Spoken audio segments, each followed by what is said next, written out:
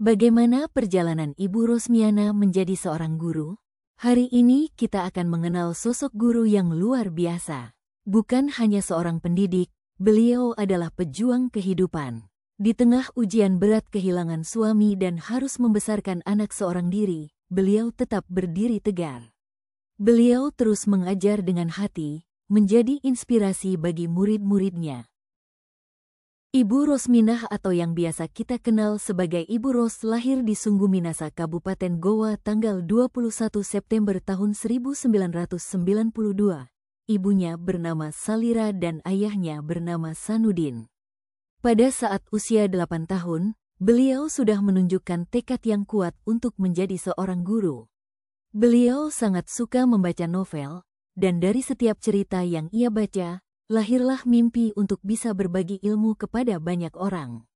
Buku-buku itulah yang menumbuhkan semangatnya hingga akhirnya ia benar-benar menjadi guru seperti sekarang. Beliau lanjut SMP di MTS Negeri Goa. Saat masuk SMP, kebiasaan membaca itu semakin tumbuh. Beliau sering menghabiskan waktu di perpustakaan untuk membaca buku-buku baru, memperluas wawasan, dan semakin yakin dengan cita-citanya menjadi guru.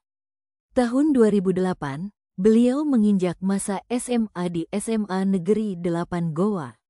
Namun, masa SMA tidak selalu mudah baginya.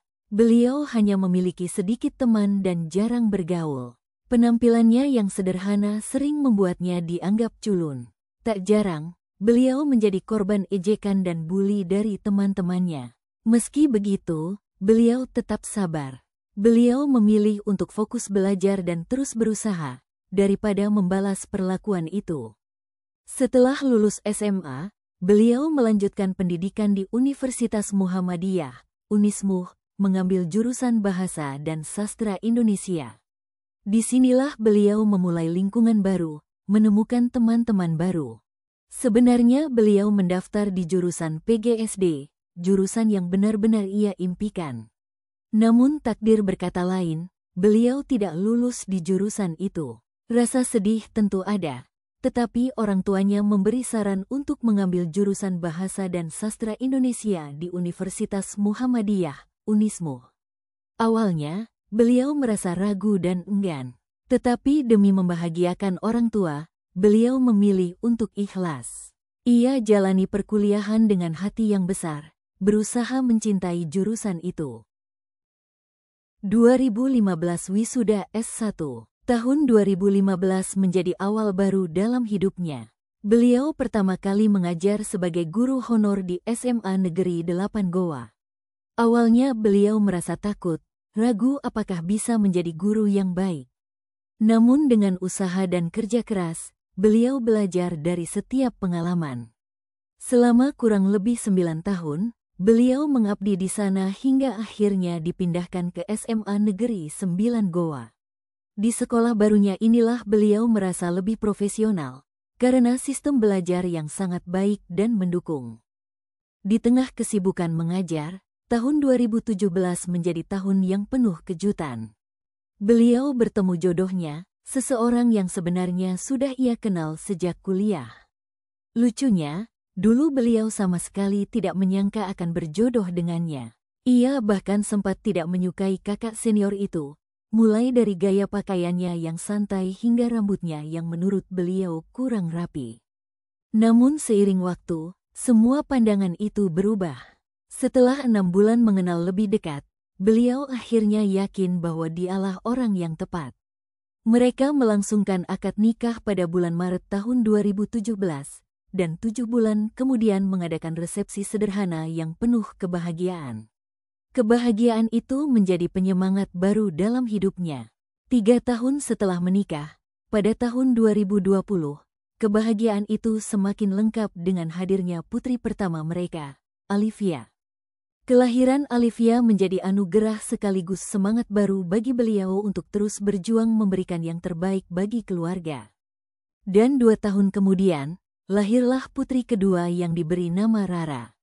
Hadirnya 2 malaikat kecil ini menjadi sumber kekuatan terbesar dalam hidupnya. Tahun 2024 menjadi tahun terberat dalam hidupnya. Suaminya mengalami sakit keras, infeksi paru-paru disertai demam berdarah tingkat tinggi.